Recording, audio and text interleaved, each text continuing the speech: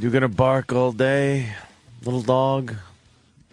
There's something about when you can really kind of relate to a character on screen as opposed to just they think that the action or just blatant violence for no reason is going to make it a good movie when you don't give a shit about who is having violence perpetrated upon them.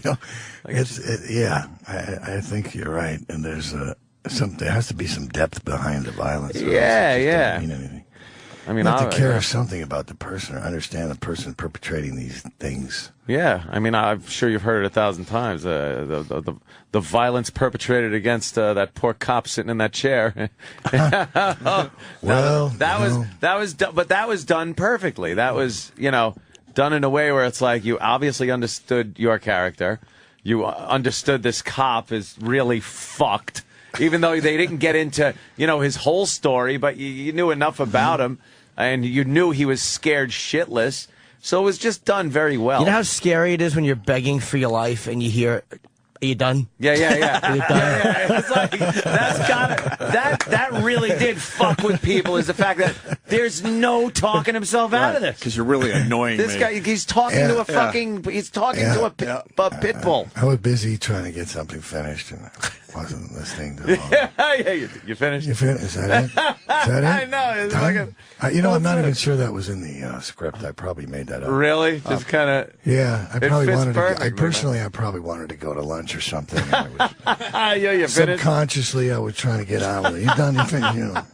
So what is it? 3 o'clock? I gotta get back to Malibu. Starving. And what makes that scene horrifying too is when he leaves and it's just a beautiful day outside. And I think you hear dogs barking. With and birds kids chirping, playing and stuff.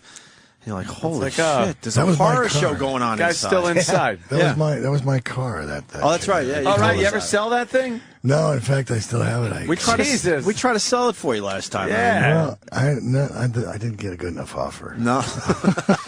Man. It got up to some ridiculous, like 15 grand or something. You got to be kidding. I wouldn't give that damn thing up for 15 G's. I'll leave it for my kids after I croak. Then when I croak, the car will like triple in value. Yeah, it would.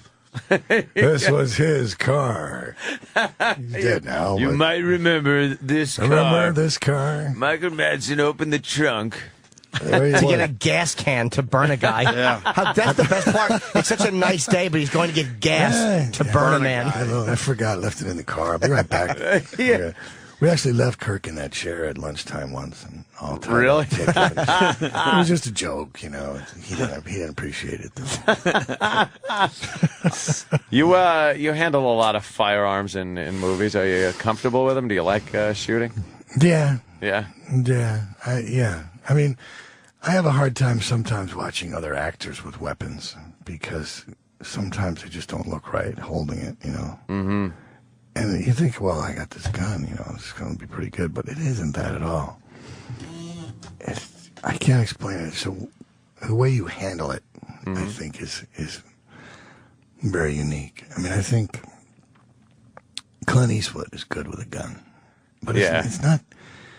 It's an intuitive thing. Not everybody can do it. I've rarely seen anybody who can handle a gun properly. Kirk Douglas could do it. Robert Culp could do it. Steve McQueen was pretty good with the shotgun with the 12 gauge and the getaway. I have that gun, by the way. His son gave it to me. Really? Yeah. It's a Winchester.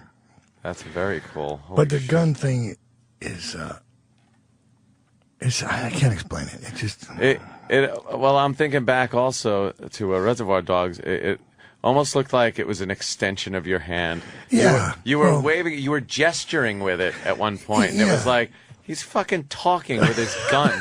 It was pretty good. Scratch your head. Yeah. It's a useful, it's a nice gadget to have in a movie or in a scene. It's like a cigarette. I mean, you take a cigarette away from Humphrey Bogart and, I mean, Bogey was Bogey, let's face it. But when he put that cigarette in his mouth and lit it up, all of a sudden, it was a whole other thing. Yeah. And you give me a gun, it's a whole different deal. I don't know why. Nice shoulder holster. Yeah. I didn't want to wear that shoulder holster. It was too tight. You know what? The pants didn't match my jacket. And they were too tight. I had a T-shirt on. So when he tucked it in, it was way too tight in the waist. And I didn't want to wear that holster because it was very confining. But it was the outfit, and it was Quentin's idea. He told everybody to show up on the set with black suits on, and I didn't even have one. So my pants and the jacket don't match. If you look at Buscemi, he's got black jeans on. And he didn't have one either. What the fuck? The only thing we got from wardrobe, we got the ties from wardrobe. The ties, the thin ties, yeah. And I was supposed to wear black shoes, and I didn't have any black dress shoes. I had black cowboy boots. And that's why I'm wearing them in the movie. That almost makes sense, though, for the character. You seem like the kind of guy that would wear black cowboy boots. That's all I had. And then when I got the razor, I figured, okay, where am I going to put this thing? The boot. Where am I put it in my fucking pocket? Well, yeah, it just seemed to make sense to put it in the boot. But a lot of things happened that were not in the screenplay. And thank God Quentin was decent enough to let me get away with a lot of stuff. The dance, was that something that he asked you to do, or you just kind of knew to talk into the ear and dance? Well, I'm no dancer, and I try to explain that to him. But in the thing, it said, Mr. Blonde maniacally dances around the manacled cop. And I always remember that. And, you know, I was always questioning, well, what do you mean maniacally? You know, you're supposed to be all handcuffed, and then it turned into duct tape, of course. But we never really rehearsed that. We rehearsed the whole movie for like a week, maybe a week and a half before we were shooting. And every time we got to that scene, I just said, listen, I don't want to rehearse it because I don't know what I'm going to do. Mm-hmm. And thank God Quentin didn't force me to do it, because he obviously knew that I didn't know what I was going to do. And I kept saying, I'll do it on the day. Yeah. When we're actually going to do it, I'll figure out what to do, because I'm good if I'm backed into a corner. And I said, listen, I don't know what I'm going to do. And I really didn't. And then when they finally shot it, we did like 4 versions of it. And the music was supposed to be Barroom Blitz by the Blasters. Oh, really? Because he didn't have the rights to the Steelers Wheel. And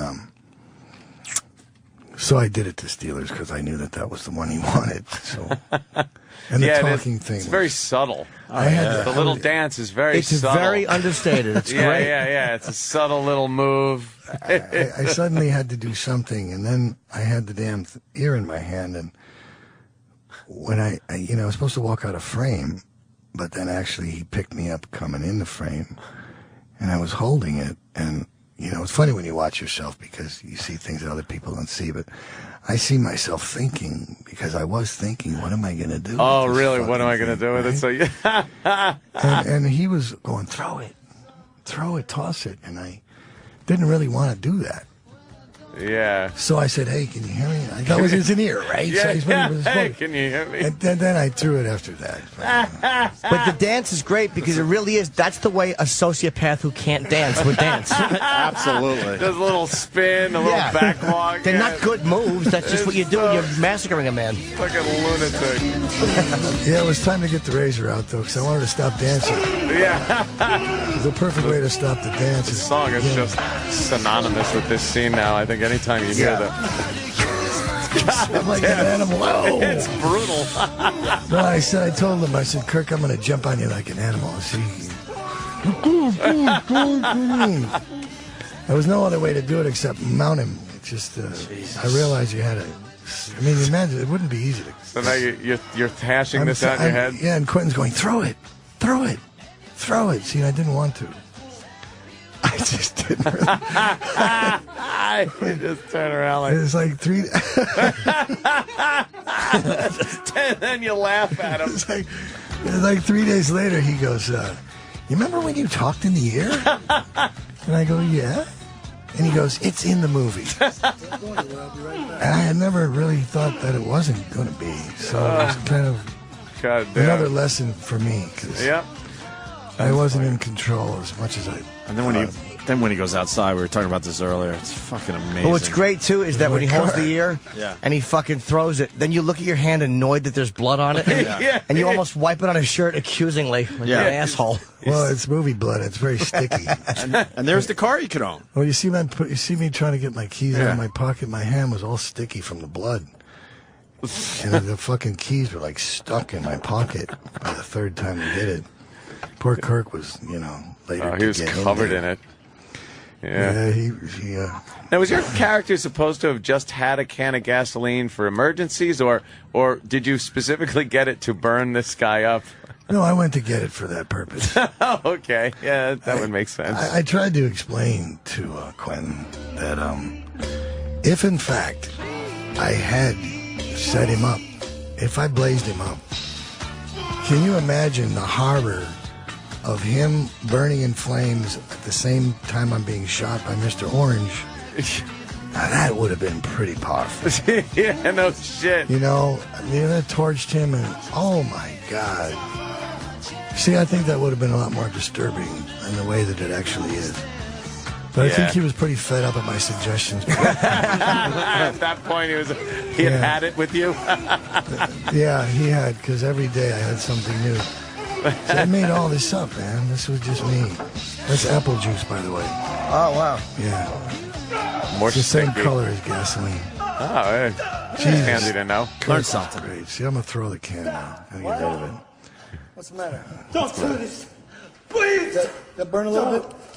Burn a little bit. What a prick. Oh, God. On his fucking cut ear. You sure don't like police officers in this. Well, you know, oddly enough, I've got a lot of cops who have been very nice to me Yeah. through the years after this, and I've always found it perplexing. Perplexing indeed. I was in Dallas, Texas, and I went to see the chief of police, and he had a Mr. Blonde poster in his office. Oh, shit. Go through. Well done. Done. See, I can imagine if I would have dropped it. Yeah, there you go. That is Tim's big moment, but you see his gun is empty. See? Yeah. And he goes like this again, even though there's no bullets left, which was kind of over dramatic, I thought. Yeah, it was a little over And then he dramatic. drops the clip, and now he's going to go like this again because he didn't know what else to do. See, He's he's delirious from bleeding. It's okay. All right, Funny. all right, Tim. You know, you've had your moment. You know, just Hilarious. lay down. Okay. I actually wanted to have the Zippo in my hand, still lit. When Chris Penn comes in and he sees me on the floor, I wanted to have the Zippo still going. And I wanted Chris to lean over and blow it out. But Quentin was like, he was so angry at me at that point. He was like, no, we're not going to do it that way. I was like, okay, man. There must have been some great discussions between the I love two the of you. breakdown of the scene. But what's know. great, too, is the horrible Awesome. strategy to actually, you're trying to hide out in that place, to actually burn the cop alive. Like, that wouldn't draw attention to the hiding spot. You're waiting for fucking Joe to get rid of the loot. Where's Joe at that? Well, I don't care, but in the meantime, I'm going to start a fire. Yeah, and burn a cop alive. That won't cause any noise. Because I have 5 gallons of gasoline in the middle of a wooden warehouse. I'm angry. Not even trying to help the guy that's shot. You're too busy setting the guy on fire. You were a horrible guy to work with.